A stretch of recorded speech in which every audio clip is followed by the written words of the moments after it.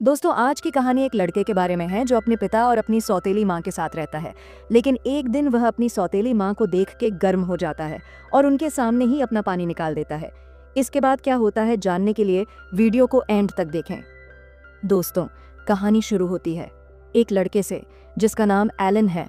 वह अपने कमरे में लेटा हुआ है और उसके बगल वाले कमरे में उसके माता पिता हैं जो एक दूसरे का पानी निकल रहे हैं। उनकी आवाज़ सुनकर एलन ठीक से सो नहीं पा रहा था। वह अपनी घड़ी में समय देखता है कि उसके माता पिता कितनी देर तक एक दूसरे का पानी निकालते हैं और फिर वह सो जाता है। खैर, अब सुबह हो चुकी है और एलन की आंखें उसके पापा की डांट से खुलती हैं। उसके पापा उसे साथ में वर्कआउट करने के लिए कहते हैं। असल में एलन के पापा, जिनका नाम अर्नेस्ट है, आर्मी ऑफिसर थे। वह हमेशा एलन के साथ सख्ती से पेश आते थे क्योंकि एलन एक सीधा साधा और मासूम लड़का था, जबकि उसके पापा चाहते थे कि वह उनकी तरह ताकतवर और ऊर्जावान बने। इसी वजह से एलन अक्सर अपने पापा के बर्ताव से नाराज रहता था, लेकिन डर के मारे वह कुछ कह नहीं पाता था। ऐसे में एक दिन ब्रेकफास्ट टेबल पर इसी बात को लेकर उनकी बहस हो जाती है। यह बहस एलन की माँ एडन भी देखती है, लेकिन वह कुछ नहीं कर पाती क्योंकि वह एलन की सौतेली माँ थी। शाम को पूरा परिवार डिनर कर रहा होता है। तभी एलन के पापा उसे फिर डांटते हैं और बहुत बुरा भला कहते हैं, लेकिन एडन आकर कहती हैं, बस करो अर्नेस्ट, बहुत हो गया। एलन अभी बहुत छोटा है, बड़ा होकर वह सब कुछ खुद सीख जाएगा।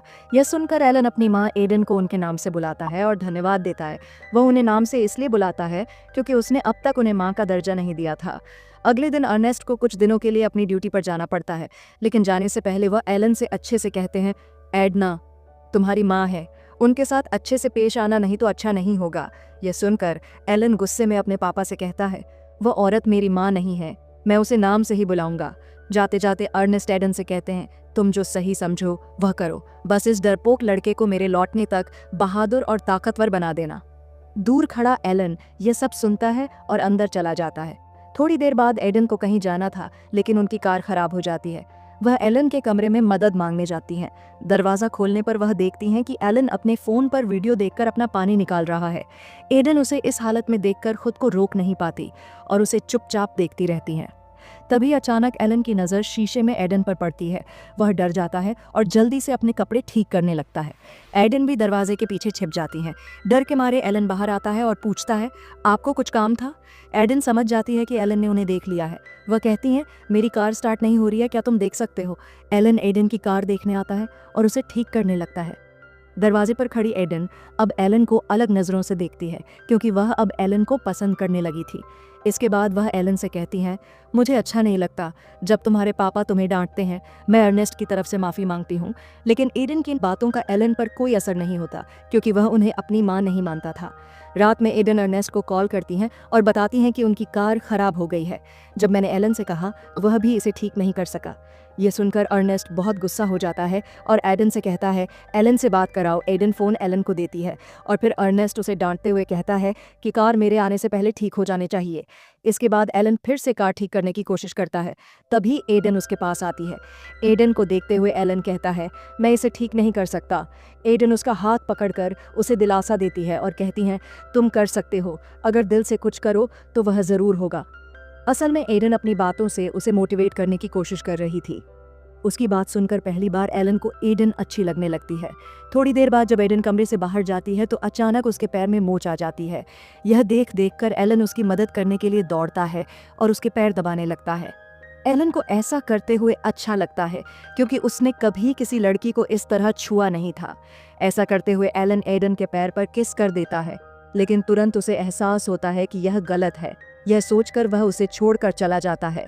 लेकिन एलन जिस तरह से एडन को छू रहा था, एडन समझ जाती है कि कहीं ना कहीं एलन को भी वह पसंद आने लगी थी।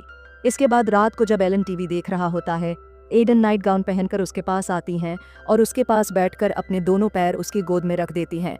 हालांकि एलन को यह सब पसंद नहीं आता, फिर भी वह उनके पैरों की मसाज करना शुरू कर देता है। अब एडन अजीब अजीब हरकतें करके उसे अपनी ओर आकर्षित करती हैं और फिर जैसे ही दोनों एक दूसरे को देखते हैं, वे अपने रिश्ते को भूलकर गर्म हो जाते हैं। यह एलन के लिए पहली बार था क्योंकि उसने पहले कभी किसी लड़की के साथ ऐसा कुछ नहीं किया था। करते टाइम एलन का पानी जल्दी निकल जाता है, इसलिए एडन इससे ज़्यादा खुश नहीं होती और फैसला करती हैं कि चाहे कुछ भी हो जाए, वह एलन को यह सब सिखाकर रहेंगी। इसके बाद दोनों साथ में मज़ा लेने लगते हैं क्योंकि अब उन्हें एक दूसरे से प्यार हो गया था। अगले दिन एडन किचन में काम कर रही होती है। तभी एलन, जो आज बहुत खुश था, उनके पास आकर उससे बात करने लगता है। बातों बातों में एडन कहती है, अब तुम्हारी क्लास का समय हो गया है, चलो मैं तुम्हें छोड़ देती हूँ। फिर दोनों कार में बैठते हैं, लेकिन एडन उसे कॉलेज छोड़ने के बजाय कहती है कार में खेल खेलते हैं। इसके बाद दोनों खूब मस्ती करते हैं। फिर एडन एलन से पूछती हैं, हम जो कर रहे हैं क्या वह गलत है? ये सुनकर एलन कहता है, फिक्र मत करो, मैं किसी को कुछ नहीं बताऊंगा। अब एलन और एडन एक साथ बहुत खुश रहते हैं। वे एक दूसरे के साथ समय बिताते हैं और एलन एडन के साथ बिताए समय का रिकॉर्ड अपनी डायरी में लिखने लगता है।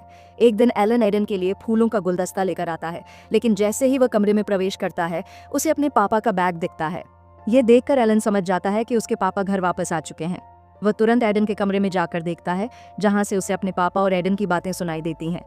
ये देखकर एलन का दिल टूट जाता है, क्योंकि उसे लगता है कि उसकी पुरानी जिंदगी फिर से लौट आई है। थोड़ी देर बाद जब एडन अकेले किचन में काम कर रही होती हैं, एलन पीछे से आकर उसे पकड़ने की कोशिश करता है, लेकिन एडन कहती हैं, अब हम ये सब नहीं कर सकते। एलन अब एडन के साथ रहने का आदी हो चुका था, इसी कारण वह जबरदस्ती करने की कोशिश करता है, लेकिन गुस्से में एडन उसे थप्पड़ मार देती है। इससे एलन की नाक से खून निकलने लगता है।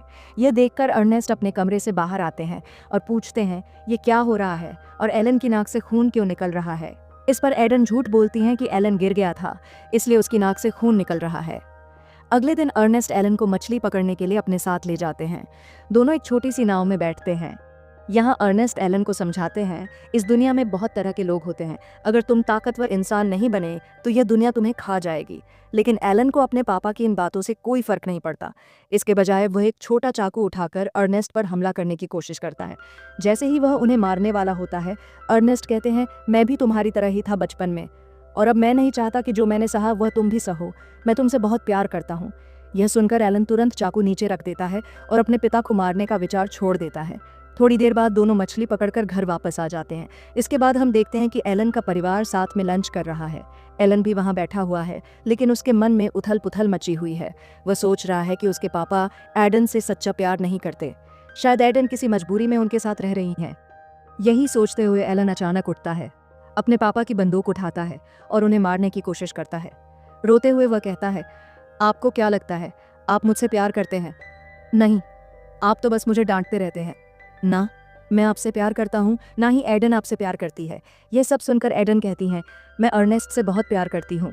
यह सुनकर एलन को एहसास होता है कि एडन ने उसे सिर्फ इस्तेमाल किया है। गुस्से में एलन बंदूक अपनी ओर घुमा लेता है। यह देखकर अर्नेस्ट हंसते हुए कहते हैं, यही तो मैं चाहता था, तुम्हें एक मजबूत इंसान बनाना। आज तुमने बंदूक उठाई है, शायद कल इसे चलाना भी सीख जाओगे। एडन ने वही किया जो मैं नहीं कर सका। मैंने एडन से कहा था कि वह तुम्हारे साथ जो भी करना चाहे कर सकती हैं, बस तुम्हें एक डरपोक से बहादुर इंसान बनाना है।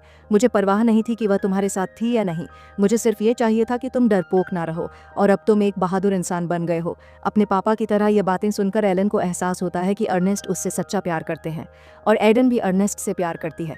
आखिरी सीन में हम देखते हैं कि पूरा परिवार साथ में खाना खा रहा है। अब एलन ने एडन को अपनी माँ के रूप में स्वीकार कर लिया है और इसके साथ ही यह कहानी खत्म हो जाती है।